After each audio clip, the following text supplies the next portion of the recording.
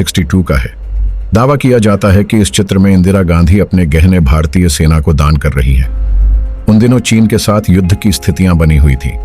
इंदिरा के पिता जवाहरलाल नेहरू की गलत नीतियों के कारण पूरा देश गंभीर संकट में था। और अब यह वीडियो देखिए, जिस समय भारतीय सेना को हथियार, गोला बारूद की आवश्यकता थी। उस समय नेहरू सरकार ने विज्ञापन के रूप में ऐसे कई वीडियो बनवाए जिन्हें उन दिनों सिनेमा घरों में दिखाया जाता था। इन विज्ञापनों में दावा किया जा रहा था कि पूरे देश की महिलाएं सैनिकों के लिए स्वेटर बुन रही हैं, रक्तदान कर रही हैं और अपने सोने के गहने सरकारी कोष में जमा करवा रही हैं।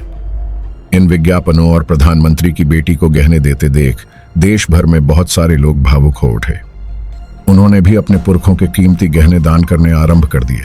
डिफेंस इंडिया फंड के नाम से चलाए गए इस अभियान में कुल 22 करोड़ रुपए नकद और अन्य वस्तुओं के रूप में जुटे थे।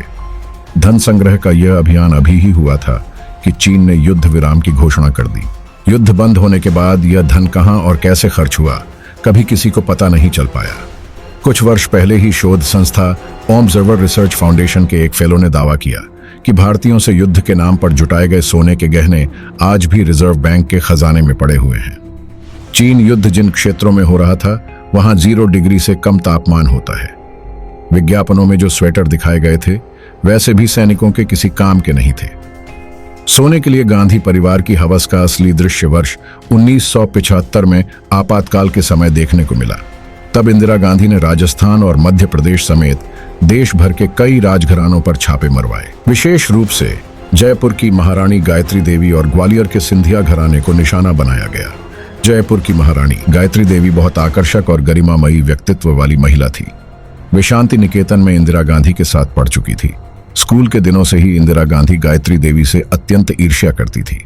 पत्रकार खुशवंत सिंह ने लिखा है कि इंदिरा गांधी एक आत्ममुग्ध महिला थी। उन्हें अपने से सुंदर कोई स्त्री कभी सहन नहीं होती थी। गायत्री देवी भी इसी का शिकार बनी।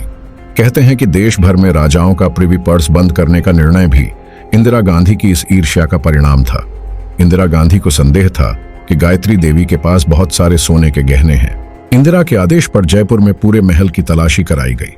बताते हैं कि जयगढ़ किले को पूरी तरह से खुदवा डाला था, लेकिन कुछ विशेष नहीं मिला। छापेमारी के अंतिम दिन राज परिवार से संबंधित मोती डूंगरी महल के तहखाने में 800 किलो सोना मिल गया। वह सोना वहां पर रखा है, इसकी जानकारी राज परिवार के सदस्यों को भी नहीं थी। सारा सोना सरकार ने जब्त कर लिया था। यह आरोप भी लगते हैं कि जो सोना मिला था उसका एक बड़ा हिस्सा गायब करवा दिया गया था।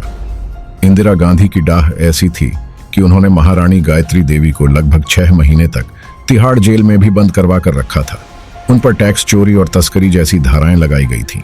जेल में वो बहुत बीमार थी, फिर भी इंदिरा सरकार ने उन पर रहम नहीं किया।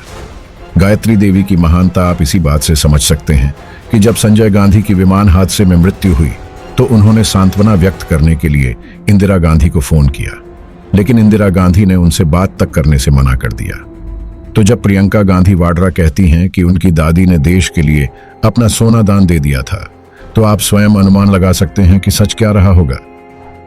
55 सालों के लिए कांग्रेस की सरकार रही है। किसी ने आपसे सोना छीना, आपके मंगलसूत्र छीने। इंदिरा गांधी ने अपना सोना, जब जंग हुई थी, अपना सोना देश को दिया।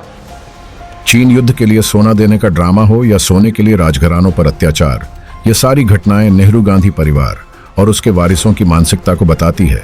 कुछ प्रश्न हम भारत के लोगों पर भी खड़े होते हैं। हमने ऐसे परिवार और उनकी पार्टी को इतने दशकों तक अपने सिर माथे पर बिठाए रखा। देर से ही सही उनका माया जाल टूट रहा है, लेकिन आज भी वह अपनी खानदानी परंपरा को छोड़ने को तैयार नहीं। हमारा उद्देश्य हिंदू समाज को जागृत करना और सनातन का उत्थान करना है। अतः इस वीडियो को सभी सनातन धर्मावलंबियों तक पहुंचाएं और हमारे चैनल को सब्सक्राइब करें। राधे राधे।